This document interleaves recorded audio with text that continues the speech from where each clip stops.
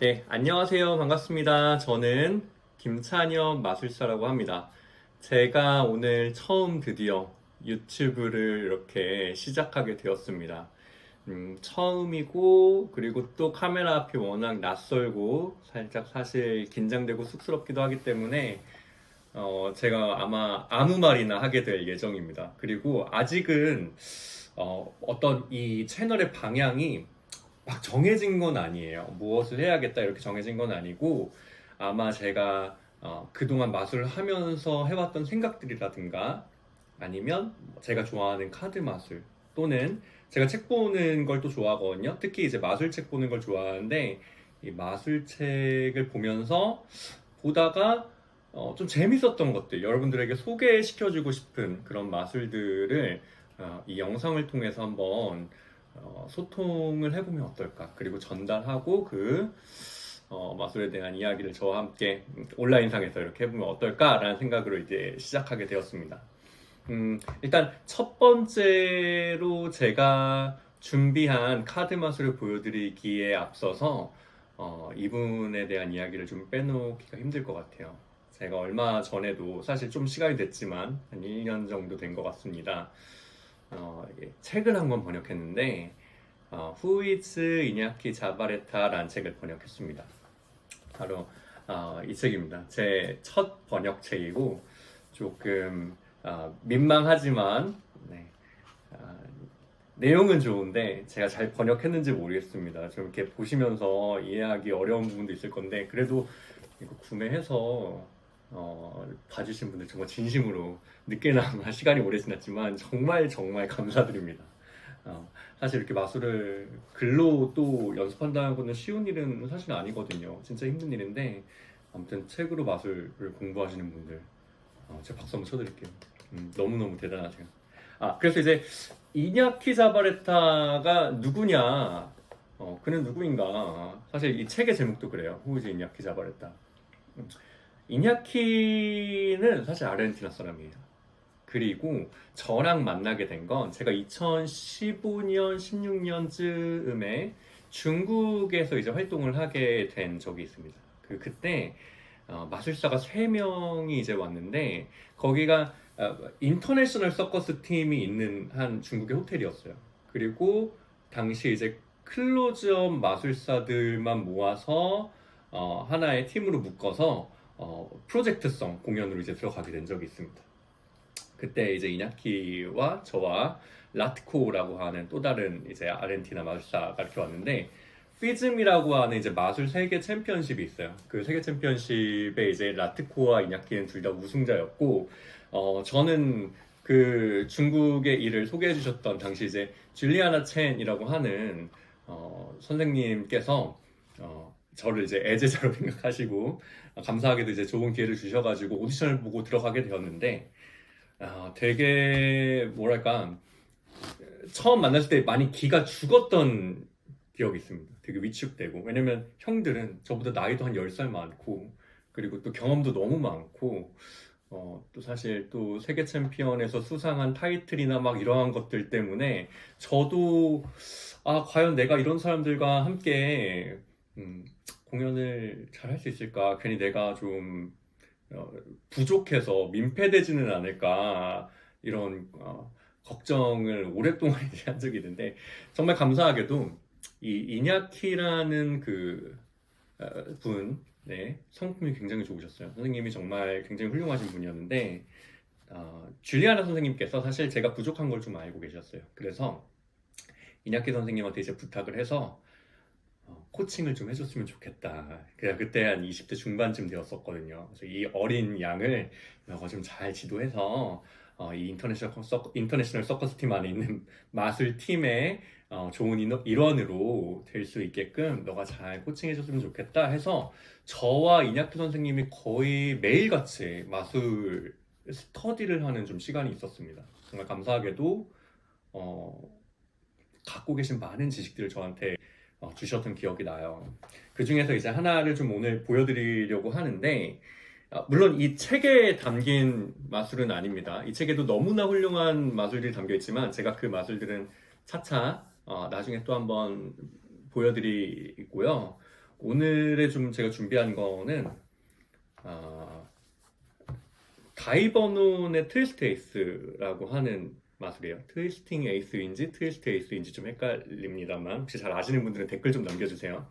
제 기억에는 트위스트 에이스였던 것 같은데 네, 그 마술에 대해서 스터디를 한 적이 있었는데 원래 이 마술에 원하는 에이스 4장을 사용합니다. 그런데 여기서는 1, 2, 3, 4 이렇게 4장의 카드 각자 서로 다른 숫자를 이용을 하게 됩니다. 아마 이 트위스트 원안을 알고 계신 분들은 요렇게 카드를 사용했을 때 훨씬 더 그 표현이 단순해진다, 좀 더 명확해진다는 것을 좀 느끼실 수 있을 것 같고 어찌됐든 잘 모르시는 분들을 위해서 제가 한번 설명해 드릴게요. 이게 어떤 마술인지 보여드리겠습니다. 자, 이 마술은 이렇게 시작이 됩니다. 카드는 제가 이런 식으로 잘 보이시나요? 잘 보이는지 모르겠지만 최대한 여러분들이 화면을 이렇게 하셔서 보시면 될 것 같아요. 제가 아직은 편집 기술이 결코 뛰어나지 않습니다, 여러분들. 사실 거의 없습니다. 처음 편집 아예 할 줄 몰라요. 네, 아날로그로 오래 살아서 이상한 얘기 많이 하네. 아무튼요. 1, 2, 3, 4 자, 이렇게 카드를 준비를 했습니다. 자, 그런데 아마 이 마술은 이렇게 한번 좀 시작해보면 좋을 것 같아요. 미국의 다이버논이라고 하는 마술사들의 마술사, 그리고 또 교수님이라고 불리는 프로페서라고 불리는 분이 계셨는데 그분이 한 가지 주제에 꽂혀있던 게 있습니다. 바로 카드를 뒤집는 건데 그냥 뒤집는 게 아니에요. 손대지 않고 카드를 뒤집을 수 있어야 했어요. 어떻게 하면 카드를 손대지 않고 뒤집을 수 있을까? 이걸 어떻게 하면 마술로 표현할 수 있을까? 이렇게 손대지 않고, 손대는 게 아니라 손대지 않고 고민을 하고 계셨는데 아마 나중에는 그 방법을 찾아내신 것 같아요. 그래서 만들어진 마술이 바로 이 마술입니다. 자, 지금부터는요, 제가 카드를 숫자에 맞게, 카드 숫자에 맞게 딸깍거리는 겁니다. 예를 들어서 1이면 1번, 2면 2번, 3이면 3번, 4면 4번 이런 식인 거죠. 만약에 이렇게 한 번 딸깍하면요, 여러분들 이렇게 보이나요? A 하나가 뒤집힙니다. A는 그림이 하나이기 때문에 한 번만 딸깍거리면 됩니다. 자, 그 다음에 2는요, 2번이에요. 이렇게. 그러면 보이세요? 2가 이렇게 이번에는 보입니다. 자, 그리고 굳이 이렇게 손으로 뒤집지 않아도 그냥 딸깍거리기만 해도 이렇게 카드가 뒤집히는 것 자체가 이 달봉 선생님 정말 대단하신 분이라는 생각이 듭니다. 그리고 3이요. 하나, 둘, 셋. 그러면 이번에는 3이 이렇게 뒤집혀서 보이게 됩니다. 자, 여러분들, 그런데 아무런 행동도 하지 않으면 아무런 일도 벌어지지 않아요. 마찬가지예요. 아무런 행동도 하지 않으면 아무런 일도 벌어지지 않아요. 하지만 4번 딸깍하면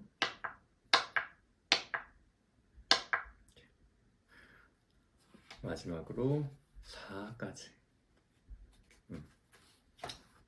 우리에게 모습을 드러냅니다. 네, 트위스팅 에이스 였습니다.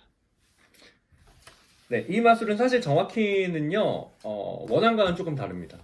원안은 원래 A 4장을 사용하는데 얘는 후안 타마르즈 선생님이 변주를 하셔가지고 1에서 4까지 이렇게 숫자를 이용해가지고 방식을 만드셨다고 합니다. 근데 이거를 바로 이냐키 선생님이 저한테 말씀해 주셨던 거거든요.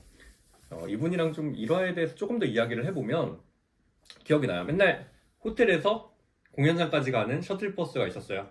거기서 이제 끊임없이 마술 이야기를 또 합니다. 그 버스 안에서. 정말 즐거웠는데 그때 이제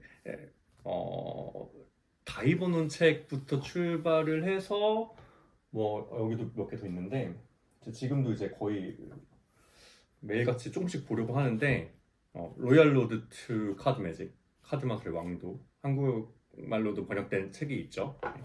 그리고 얘는 익스퍼트 카드 테크닉이라고 하는 진 휴가드의 이 두 책을 가지고서 거의 뭐 카드 마술을 어떻게